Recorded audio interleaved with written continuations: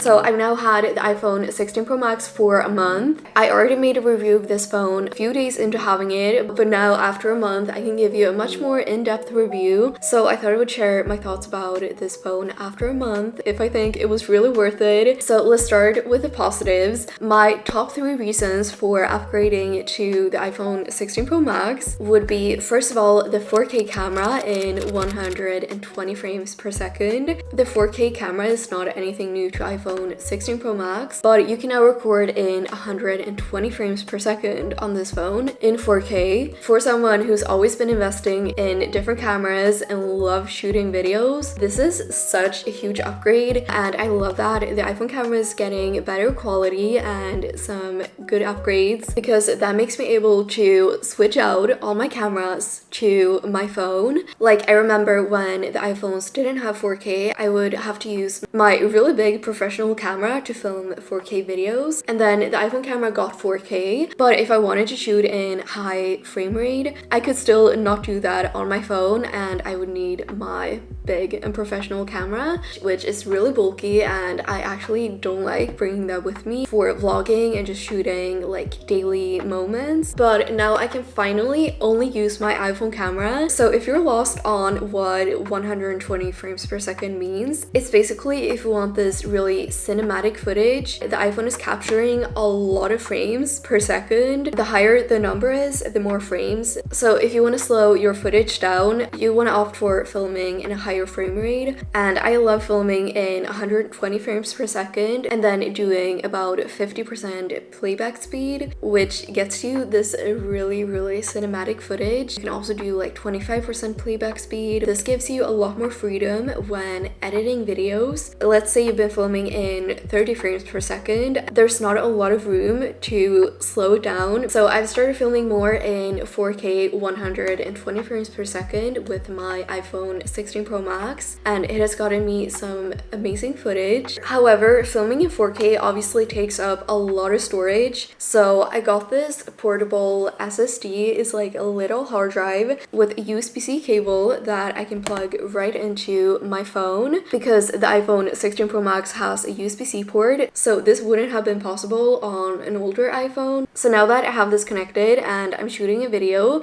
or taking pictures, it's gonna save right onto the hard drive and not take up any storage on my phone. So this is just one reason I love this phone. It reduces the filming equipment I have to bring with me. And second reason I love this phone is the productivity that comes with it. As someone who relies a lot on my iPhone to stay productive and organized, I would say the iPhone 16 Pro Max has all the power and features needed to manage my tasks effectively, such as the A18 Pro chip. But even with the best tech, staying on top of tasks can be really overwhelming sometimes. I often have countless ideas and tasks and to-do lists in my head without any structure, but with my sponsor ClickUp, staying productive is easy since everything is in one place. Your tasks, notes, and timelines are organized in a way that makes sense. So no more messy documents or sticky notes, just a clear, manageable plan that makes it easy to get started and stay on track every single day. I like to think of ClickUp as my second brain. By being able to prioritize my tasks based on their importance, I now know exactly what to start with, which helps reduce stress in meeting deadlines. But let's be honest, working with boring, basic productivity tools often drains creativity, but ClickUp lets you build your workspace to reflect your personality. Customizing everything from colors to layout makes it a space where you really want to work. I also love that getting started with ClickUp is super easy since there are hundreds of templates ready to use and also integrations with tools you're already using. So some templates that I find helpful are the calendar to-do list and the daily action plan. With this, I can quickly plan out my day and week, visualize my goals and deadlines, and check on progress to help me stay motivated. The calendar view makes tasks a lot lot easier to follow. ClickUp also has automations to handle repetitive tasks like setting reminders or sending out emails, so you can really focus on the important stuff. Automations are really easy to set up with AI. You just say what you want to get done and AI will do the work for you. So let ClickUp help you get more done than 99% of people. Go to tryclickup.com/simplysofia to get started for free. And if you use my link, ClickUp's gonna send you an email with a special discount if you want to upgrade to a paid plan. The iPhone 16 Pro Max has the A18 Pro chip compared to the previous A17 chip, which makes your iPhone even faster. It's hard to notice that the iPhone 16 Pro Max is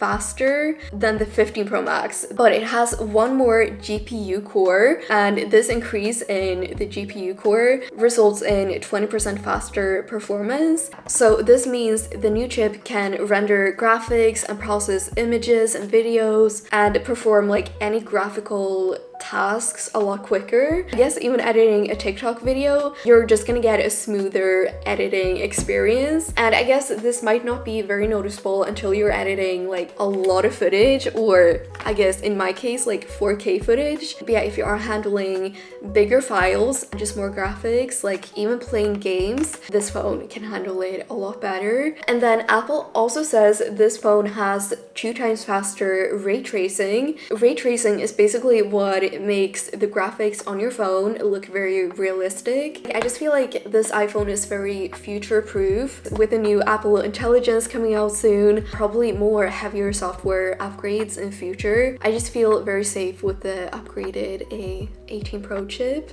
Also with this chip, it handles multitasking a lot easier, so you can have multiple apps running and like switch between all of those apps, even if they're really demanding, without experiencing any lagging or crashing of the apps. Overall, every app I've used with my phone has worked really well, and I haven't experienced like any app crashing even when I'm editing, or when I'm editing that something is taking a long time to render. And then a third reason I love this phone is the battery life. To be honest, this is actually the first phone, my first iPhone ever, that is not down at 0% or close to it by the end of the day. Well, okay, right now it's at 23% and it's currently 7:43 p.m. That's when I didn't fully charge my iPhone, but I've had plenty of nights where my phone is down at like 40% or 30 or 20, which used to never happen with previous iPhones. I would always be down at like 5% or even 0%, and sometimes I would even have to charge my iPhone one time during the day as well. But I can definitely notice the increased battery life. However, just keep in mind, this is for the iPhone 16 Pro Max. I've also been trying out the iPhone 16 Pro. For the iPhone 16 Pro, there's not a huge difference, and that phone is often down at like 0% at the end of the day. But for the Pro Max model,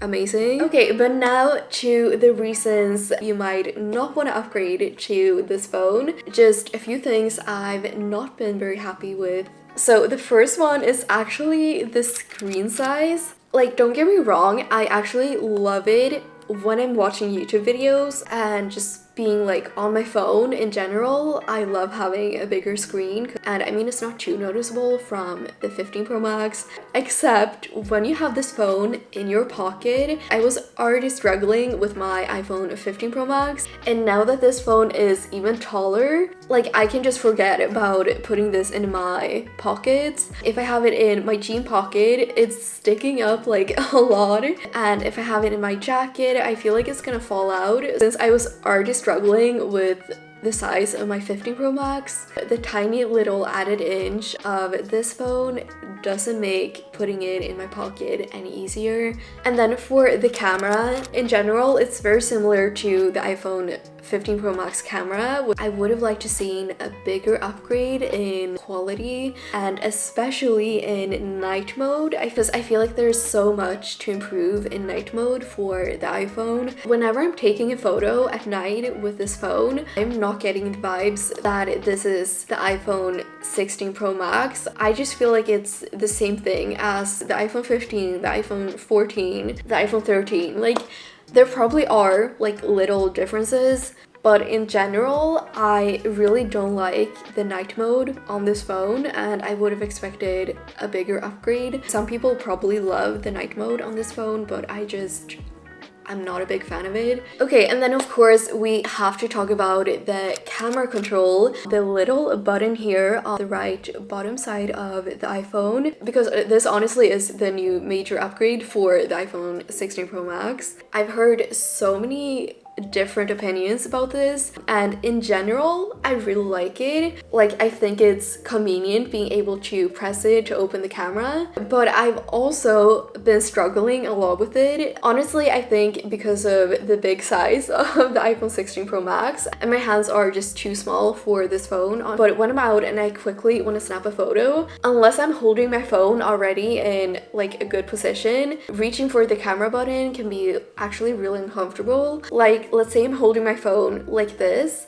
I still have to like move my hands down, and I don't know, I just don't find it as accessible as I thought I would. But I do really believe that the size of this phone plays a huge part of that, because with the iPhone 16 Pro, it's a whole other different thing. The camera control is so much more accessible and more comfortable. Like, I do have to say, getting a case with a little ring holder definitely helps, because you can use it to like actually get good support while still controlling the camera control. But without it, I just feel like I don't have a good grip on my phone, and if I'm holding my phone like this and I want to film and zoom in, my finger is literally too short to even reach the camera control. Then I would need to hold my phone with both hands, which defeats the whole purpose of the camera control, which is to like control the zoom with one hand. Or I would need to hold my phone like this, but then I feel like I'm not having a good grip on my phone. And another little issue I have with the camera control, if you're holding your phone like this, the camera control is kind of cutting into my hand. Again, this is probably because I should